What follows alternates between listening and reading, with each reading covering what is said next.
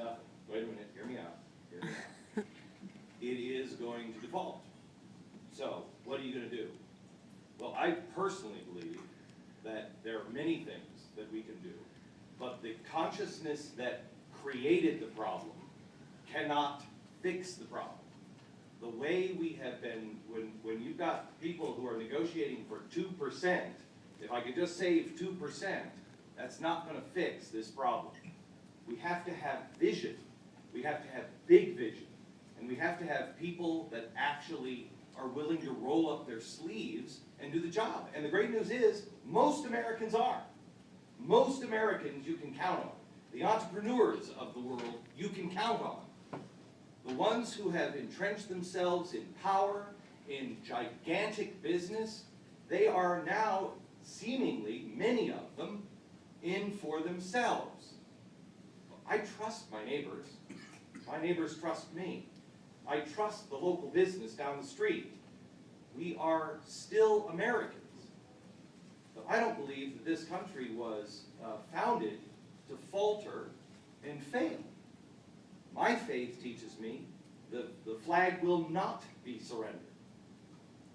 But here's where my understanding is of what's happened.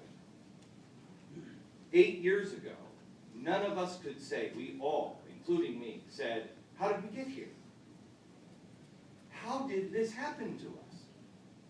How is it that all of a sudden we are headed down the way of Marxists? How is it all of a sudden our country is completely out of control? What brought us here?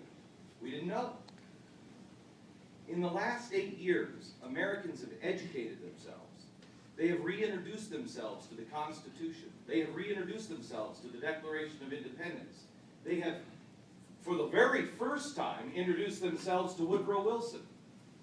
For the very first time, they questioned, wait a minute, is Theodore Roosevelt a good guy or a bad guy? Theodore Roosevelt started the Progressive Party.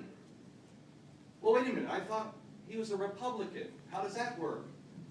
Progressives are on both sides. And that's the consciousness that brought us here. The consciousness that started 110 years ago, not 200 years ago, 110. It has taken us 100 years to have the truth of who we are erased. We have had, the Statue of Liberty wasn't a gift from France because they loved us. They gave us a big statue that had to be put together. They basically dumped it off in a bunch of boxes and said, here, you deal with it. What they were doing was they were trying to raise awareness of the American system because of what was happening in Paris at the time. The Paris communes, the riots, Occupy Wall Street in Paris in the 1800s. And they knew that America had the answer. America, the system that we have with the Constitution, that was the answer. That's freedom.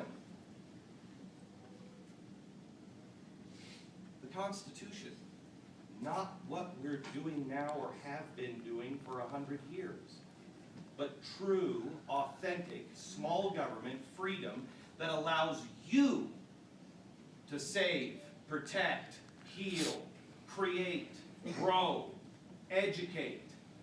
Not top down, but bottom up. And Marx was over in Europe setting the world on fire. Europe looks at fascists on the right and communists on the left. We look at authoritarian rule on the left, and on the right, the smallest possible government all the way to anarchy.